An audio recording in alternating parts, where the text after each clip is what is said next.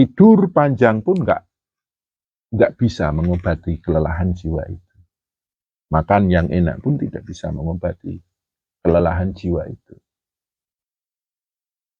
Dan efeknya luar biasa. Secara nggak sadar kita akan terjerumus pada hal-hal yang merusak hidup dan kehidupan kita. Hidup dan kehidupan yang kita tata dengan pelan-pelan, sedikit demi sedikit tertata, runtuh dengan seketika. Itu efek dari kelelahan jiwa.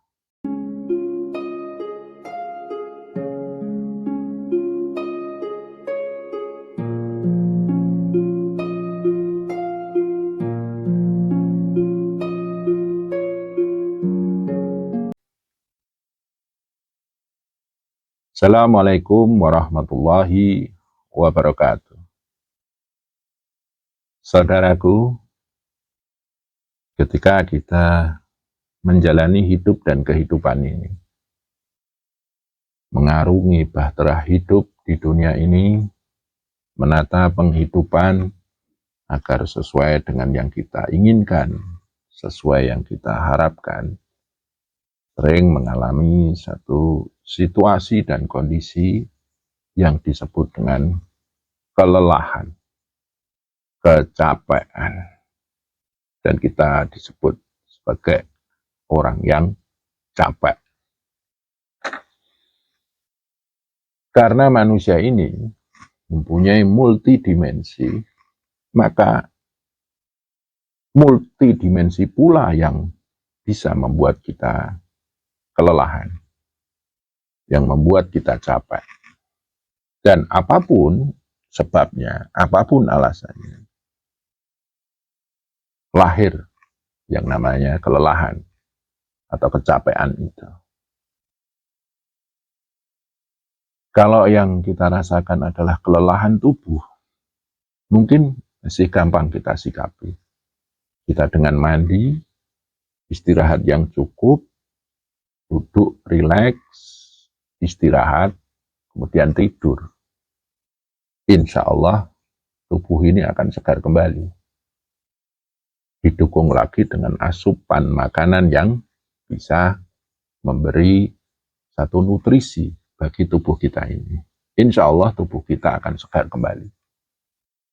Akan muncul daya kekuatannya kembali.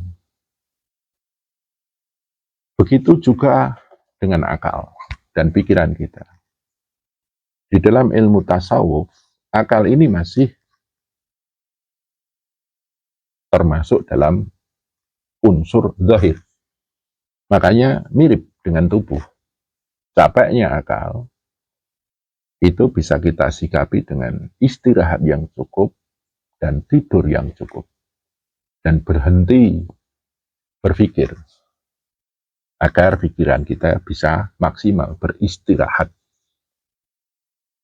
Insya Allah pikiran kita pun akan fresh kembali, akan segar kembali. Akan tetapi, saudaraku, ada satu hal yang sering kita tidak sadari, bahwa kelelahan kita, kecapean kita, ternyata tidak hanya di level tubuh dan pikiran. Kita tidak sadar bahwa yang capek dalam diri kita adalah jiwa kita. Sesungguhnya jiwa kitalah yang lelah, jiwa kitalah yang capek. Tapi kita tidak menyadari. Dan capeknya jiwa, kelelahan jiwa ini tidak sesederhana kelelahan tubuh dan pikiran. Butuh satu penanganan khusus pada diri kita agar sang jiwa ini muncul lagi daya kuasa dan kekuatannya.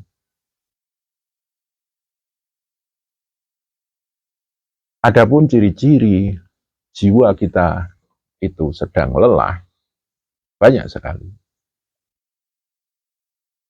Yang pertama, di kita itu merasa bosan dengan apapun. Kita yang awalnya mempunyai satu kesenangan, akhirnya menjadi tidak senang. Kita mempunyai hobi atau hal-hal yang membuat kita bahagia, di titik kelelahan jiwa, kita sudah nggak suka lagi. Hal-hal yang awalnya menghibur diri, akhirnya tidak bisa menghibur diri kita. Itulah tanda jiwa kita itu lelah. Selanjutnya yang kedua, kita itu mulai tidak respect dengan apapun. Dengan anak, dengan istri atau suami, dengan keluarga, dengan orang lain, kita menurun respectnya. Udah nggak respect, itulah terserah. Itu juga tanda-tanda kelelahan jiwa. Yang selanjutnya, yang ketiga adalah muncul kebosanan-kebosanan dan muncul satu disorientasi. Kita kehilangan orientasi dalam hidup dan kehidupan kita. Dalam hal orientasi waktu, kita sering menghabiskan waktu tanpa berbuat apapun. Kita hanya duduk, nonton YouTube, nonton Facebook, dan kita lama-lama bosan. Itulah tanda juga bahwa jiwa kita itu sedang lelah. Selanjutnya yang keempat, karena jiwa kita lelah, kita sering tidak bisa melakukan hal-hal yang sangat sederhana. Mungkin ada gelas bekas kopi, untuk memindahkan saja kita udah males. Sendok yang kotor, ya ada di atas meja, untuk kita cuci aja, kita udah nggak mampu. Kita sudah nggak mampu memikirkan hal-hal yang sederhana. Lebih parah lagi, kita sudah lupa untuk merawat diri. Lupa mandi, lupa makan, lupa tidur. Karena apa? Karena kita benar-benar lelah jiwa kita. Akhirnya untuk merawat diri pun kita nggak mampu. Mengerjakan hal-hal yang sederhana pun kita nggak mampu. Itu lebih parah lagi. Berarti jiwa kita udah lelah itu. Dan lebih parah lagi nanti adalah kita sudah mulai emosional. Jiwa kita udah mulai labil. Kita kehilangan yang namanya ketenangan. Kita kehilangan yang namanya ketertataan pikiran dan keterkendalian nafsu. Karena apa? Karena kita capek. Jiwa kita capek. Makanya untuk menata pikiran, mengendalikan nafsu pun kita nggak mampu. Dan perbuatan kita mulai tidak terarah. Nggak jelas. Tidur panjang pun nggak bisa mengobati kelelahan jiwa itu. Makan yang enak pun tidak bisa mengobati kelelahan jiwa itu. Dan efeknya luar biasa. Secara nggak sadar kita akan terjerumus pada hal-hal yang merusak hidup dan kehidupan kita. Hidup dan kehidupan yang kita tata dengan pelan-pelan, sedikit demi sedikit tertata, runtuh dengan seketika. Itu efek dari kelelahan jiwa. Kelelahan jiwa ini mungkin muncul dari banyaknya pikiran, banyaknya masalah yang tidak kunjung selesai. Banyaknya tekanan hidup, himpitan hidup, beban hidup yang tak kunjung selesai pula. Akhirnya yang capek tidak hanya tubuh kita, pikiran kita, tapi jiwa kita yang lelah. Dan kelelahan jiwa inilah berjalan secara alami pelan-pelan dan tidak kita sadari.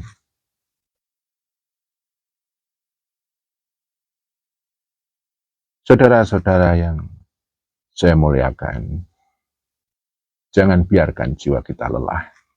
Jangan biarkan jiwa kita itu menembus satu titik kecapean yang di batas, yang istilahnya di luar batas kemampuan diri kita.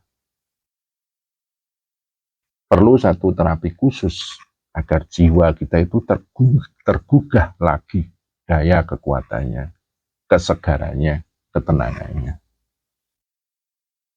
Apabila kita menghadapi satu kelelahan jiwa ini, cobalah kita terapi pelan-pelan.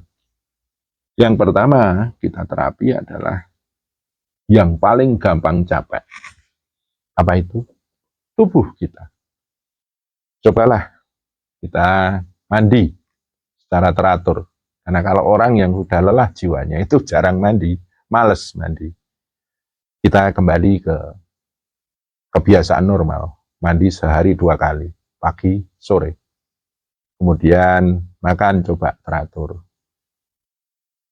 Agar apa? Muncul daya dalam tubuh ini. Istirahat yang cukup. Insya Allah kalau tubuh ini sudah kita rawat dengan mandi, dengan makan, dengan istirahat. Kalaupun nggak bisa tidur, cobalah diam, tenang, agar tubuh ini mempunyai kesempatan untuk beristirahat. Kemudian nafsu. Nafsu ini yang membuat kita sering kayak dikejar-kejar mimpi. Nafsu dengan keinginannya, kemauannya, kepinginannya sering mendesak kita. Ayo, ayo, dituruti. Nah, untuk mengurangi rasa capek jiwa ini, coba nafsu kita kendalikan. Jangan menginginkan sesuatu hal yang membebani. Jangan mempunyai kepinginan yang membebani jiwa kita. Yang akhirnya membuat jiwa kita ini kayak terlunta-lunta. Sederhanakan kepinginan, keinginan, dan kemauan nafsu kita. Agar jiwa kita punya waktu untuk beristirahat. Selanjutnya pikiran. Satu butuh asupan dalam pikiran kita. Apa itu? Keheningan. Cobalah heningkan pikiran kita. Karena sering kalau kita duduk, mau tidur, kayaknya kita dalam kondisi tenang, kondisi damai, tapi sesungguhnya ramai ya. Dalam kesendirian pikiran kita itu ramai, dengan bayang-bayang, dengan angan-angan dan hayalan-hayalan tertentu yang muncul dari kemauan, keinginan, dan kepinginan nafsu tadi. Cobalah sejenak kita butuh satu keheningan. Lakukanlah semedi keheningan. Dan mohon maaf, inti hidup yang bisa menyalurkan daya hidup itu kepada tubuh, nafsu, dan akal kita adalah nafas. Cobalah kita melakukan semedi nafas. Sadari nafas kita keluar dan masuk. Tarik nafas, buang nafas. Nikmati nafas.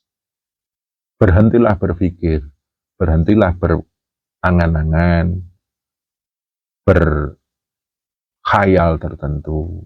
Berhentilah menginginkan sesuatu, berkemauan, ataupun mengharapkan sesuatu.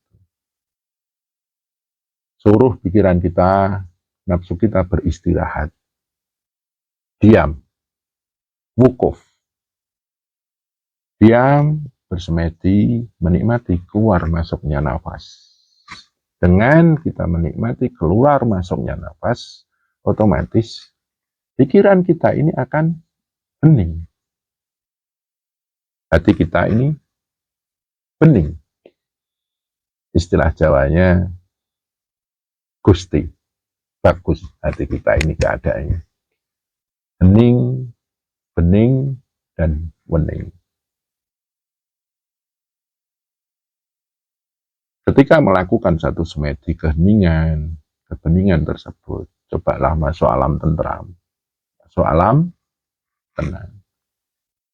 Insya Allah ini akan memberi satu waktu jiwa kita beristirahat.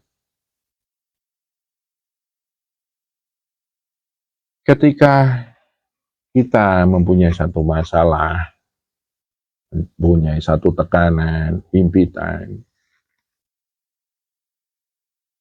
selanjutnya kita butuh tempat mencurahkan isi hati dan pikiran. Dan ketika kita mencurahkan isi hati dan pikiran ini, kita butuh yang bisa kita percaya untuk kita curhati, untuk kita beri curahan pikiran dan perasaan kita. Dan yang paling bisa dipercaya menjadi tempat curahan hati, pikiran, dan segala hal yang berkecamuk dalam jiwa kita adalah Allah. Karena Allah lah yang paling layak untuk bergantung. Allahus Somad. Allah lah tempat bergantung yang terbaik.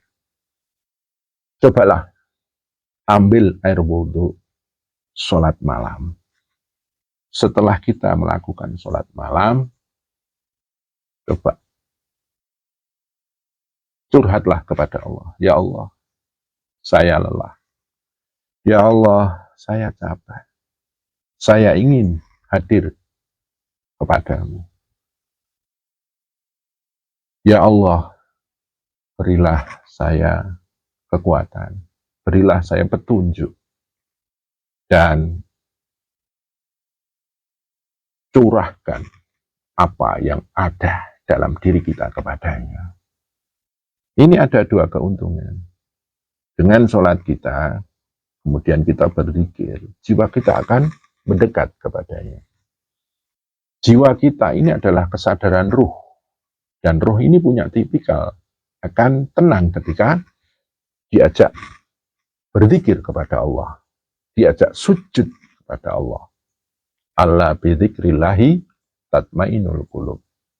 Kalau kita bisa berzikir kepada Allah dan kita sujud, sholat sampai menembus alam zikir, aqimis sholata wa atuz zakata wa ati'ur rasula li zikrih.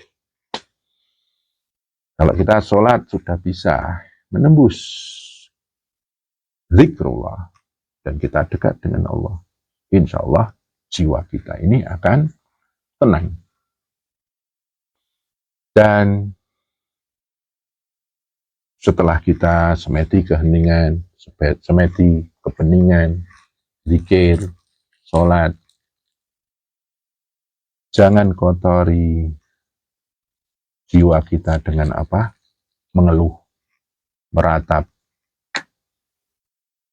Kemudian kalau resah, was-was, dan lain sebagainya. Pasrahkan jiwa kita kepada Allah. Dan dengan iman kita, keyakinan kita, Allah Maha Belas Asih pada diri kita. Ambil air wudhu, lakukan sholat, lakukan zikir. Lebih utama adalah sholat malam. Ini kita lakukan setiap hari. Insya Allah jiwa kita yang lelah itu akan muncul lagi. Harapan-harapan baru, daya-daya baru, kekuatan-kekuatan baru atas izin Allah, atas welas asih Allah. Dan akhirnya jiwa ini akan tergugah lagi dan akan mulai luruh kelelahan-kelelahan itu.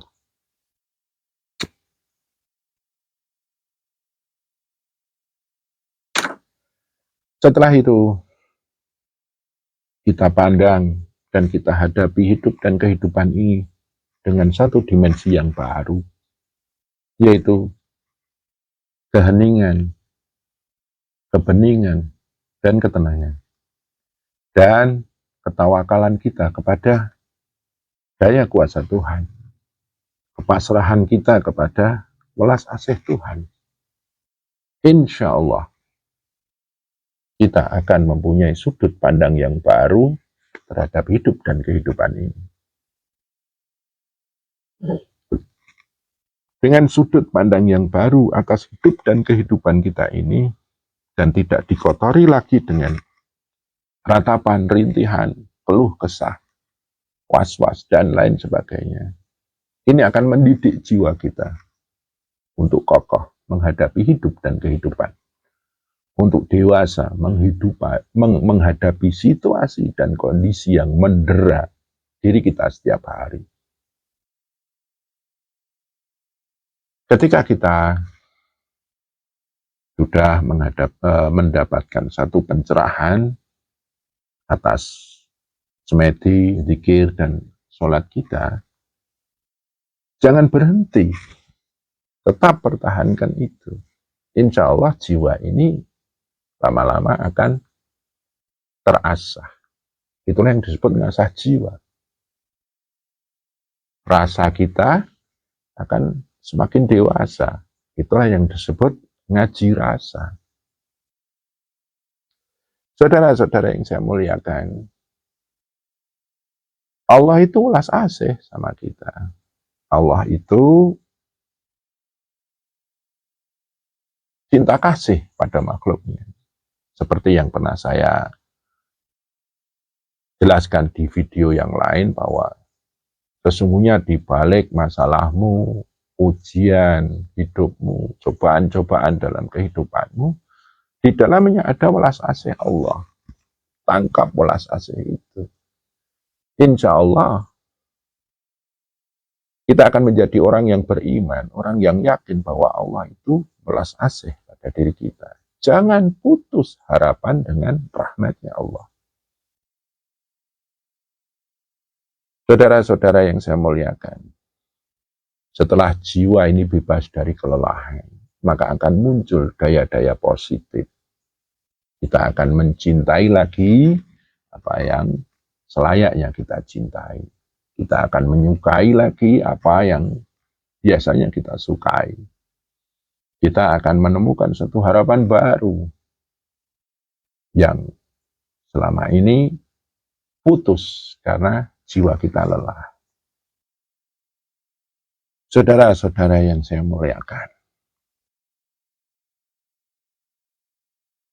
kalau kita bicara tarekat, tarekat itu bukan hanya urusan halusinasi-halusinasi tertentu, meramal, atau melihat makhluk-makhluk gaib.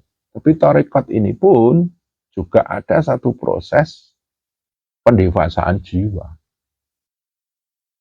Menanam dan memupuk ketenangan dalam jiwa, menanam dan memupuk ketentraman dan kedamaian jiwa.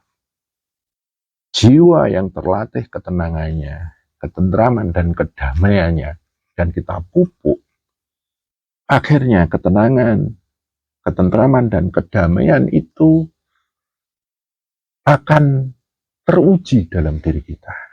Dan itu kita bisa bawa sebagai satu bekal mengarungi hidup dan kehidupan ini. Menjalani penataan penghidupan di dunia ini. Bekal utama di dalam hidup dan kehidupan ini adalah ketenangan, ketentraman, dan kedamaian jiwa. Itu akan memberikan support, bukan malah membuat lelah jiwa ini. Selanjutnya, kedekatan kita kepada Tuhan kita. Karena Tuhan kita itu adalah sumber dari segala sumber energi, sumber daya dan kekuatan. Seperti yang dikatakan, la haula wala quwata illa billah.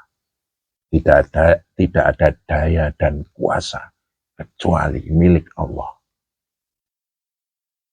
kita jauh, berarti kita jauh dari sumber daya kuasa itu. Kita jauh dari sumber kekuatan itu.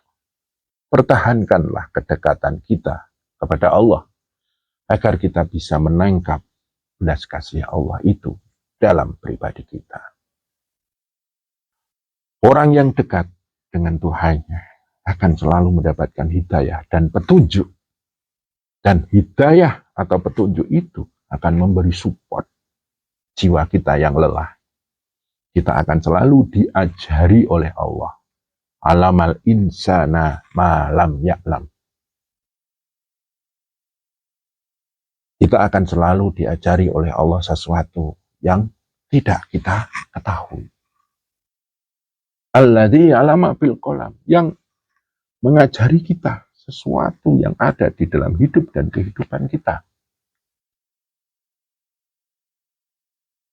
Secara kita tidak sadari, maka ada satu proses alami, jiwa kita itu tambah dewasa, jiwa kita itu tambah matang. Ciri kematangan jiwa, kedewasaan jiwa adalah jiwa itu tidak mudah lelah dan terjaga dari hal-hal yang melelahkan. Ini adalah salah satu ilmu dalam kita bertarekoh. Tarekoh itu adalah membangun jiwa kita menjadi jiwa yang waras, jiwa yang sehat. Kita menolak yang mempunyai satu persepsi bahwa tarekat itu membuat diri kita itu aneh dan aneh-aneh, membuat diri kita itu hidup nggak normal, nggak kayak gitu. Justru tarekat ini akan mencerahkan, memberi terang dalam jiwa kita, mendewasakan dan mematangkan jiwa kita. Alhamdulillah, apabila kita mempunyai satu tempat atau majelis, yang dimana majelis itu bisa membuat jiwa kita itu tambah dewasa, tambah matang, dan akhirnya teruji ketenangannya, ketentraman, dan kedamaiannya. Dan hidup ini akan kita temukan kenikmatannya. Seperti Allah memerintahkan, wadkhuli fi ibadi, sempurnakanlah penghambaanmu, masuklah dalam hambaku, wadkhuli jannati, dan masuklah dalam jannahku. Kenikmatan-kenikmatan yang aku persiapkan buatmu ketika engkau dekat dengan aku. Irji'i, ya, mendekatlah kepadaku. Di sana kita dipersiapkan oleh Allah dengan kenikmatan-kenikmatan tertentu, baik zahir maupun batin, baik kenikmatan cipta, rasa, dan karsa kita. Begitu saudaraku, sekelumit saran dan nasihat saya, bil khusus kepada pribadi saya dan sedulur-sedulur semuanya yang saat ini sedang mengalami satu keadaan yang disebut dengan kelelahan jiwa. Semoga bermanfaat dan kurang lebihnya mohon maaf. Assalamualaikum warahmatullahi wabarakatuh.